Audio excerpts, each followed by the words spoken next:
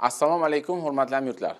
Bugungi brifingda 2025-yil davomida adliya organlari tizimida korrupsiyani oldini olish va unga qarshi kurashish borasida amalga oshirilgan ishlar haqida to'xtalib o'tamiz.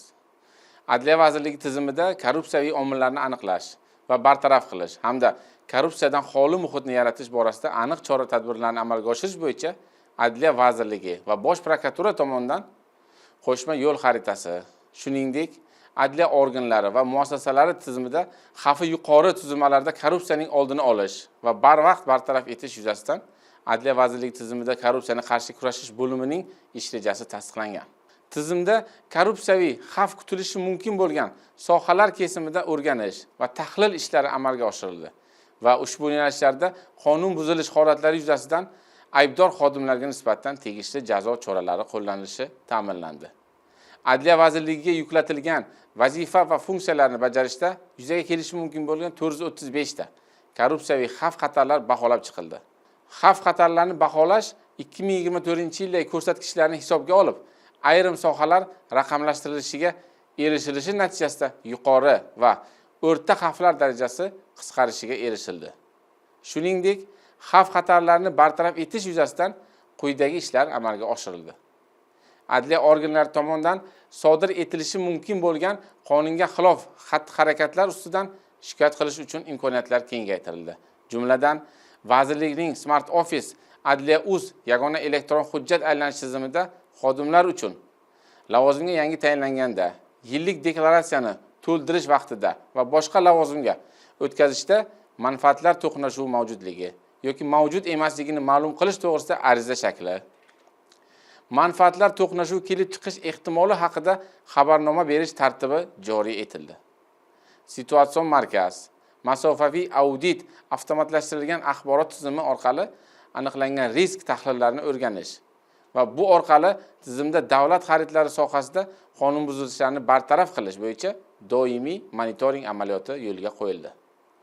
Adliya vazirligiga yuklatilgan funksiyalarning 103 tasida xavf-xatarlar qayta baholanib, vazirlik faoliyatidagi korrupsiyaviy xavf-xatarlarning xaritasi tasdiqlandi. Baholash natijasida 4 ta yuqori va 42 ta o'rta darajadagi xavf-xatarlar aniqlandi. Ushbu xavf-xatarlarning oldini olish bo'yicha 46 ta banddan iborat Adliya vazirligi uning tarkibiy va hududiy tuzilmalarida korrupsiyaga qarshi kurashish dasturi tasdiqlanib, ijroga qaratildi. Adliya vazirligi tizimidagi va hududiy adliya organlarida boshqaruv xodimlari tomonidan to'ldirilgan deklaratsiyalar bo'yicha xodimlarning yaqin qarindoshlari bevosita bo'ysunuvda yoki nazorat yo'nalishida ishlayotganlik holatlari tahlil qilindi. Shuningdek, mazkur yo'nalishda birining boshqasiga bevosita bo'ysunishi bilan bog'liq cheklov tatbiq etilmaydigan xodimlar bo'yicha o'rganish o'tkazildi. Ushbu holatlar yuzasidan kelgusida ish yurituvda ehtimoliy manfaatlar to'qnashuvi vaziyatining oldini olish yuzasidan qonun talablari doirasida tegishli choralar ko'rishi belgilab olindi. 2025-yil davomida Jizzax, Samarqand, Toshkent, Xorazm viloyati adliya boshqarmalari tizimida yuridik xizmat ko'rsatish markazlari xodimlari tomonidan manfaatlar to'qnashuvi holatlariga yo'l qo'yilmasligi yuzasidan o'rganishlar o'tkazildi. O'rganilgan holatlar bo'yicha qonun buzilishiga yo'l qo'ygan xodimlarga nisbatan tegishli intizomiy jazo choralari qo'llanilishi ta'minlandi.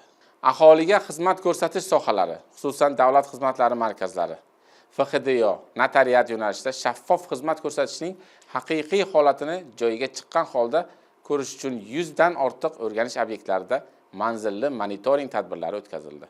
Tizimda xodimlarga nisbatan qo'zg'atilgan jinoyat ishlari tahlil qilinib, natijasiga ko'ra xavf-xatar yuqori sohalarda manzilli ishlash rejalari ishlab chiqildi hamda oldini olish bo'yicha yo'l xaritalari tasdiqlandi. Hisobot davrida vazirlikda xodimlar, shuningdek 2025-yil davomida rahbar lavozimlariga tayinlangan yoki rotatsiya qilingan rahbar kadrlar tomonidan manfaatlar to'qnashuvi to'g'risidagi deklaratsiya to'ldirilishi va hujjatlari kompleks o'rganilishi ta'minlandi. 2025-yil davomida vazirlikka tizim xodimlarining xatti-harakatlari ustidan aloqa kanallari orqali turli mazmunda kelib tushgan 110 ta xabarlar o'rganilib, aybdor xodimlarga nisbatan tegishli jazo choralari qo'llanildi. Xususan, o'rganishlar natijasida qonun buzilishiga yo'l qo'ygan 9 nafar xodim bilan tuzilgan mehnat shartnomasi bekor qilindi. 2 nafar xodim egallab turgan lavozimdan bo'shatilib, quyi lavozimga tushirildi. 34 nafar xodimga nisbatan intizomiy va tegishli rag'batlantirishni cheklash choralari qo'llanildi. Adliya vazirligi tizimida korrupsiyadan xoli muhitni yaratish, korrupsiyaning oldini olish va bartaraf etish yuzasidan chora-tadbirlarni amalga oshirish ishlari davom etmoqda. E'tiboringiz uchun rahmat.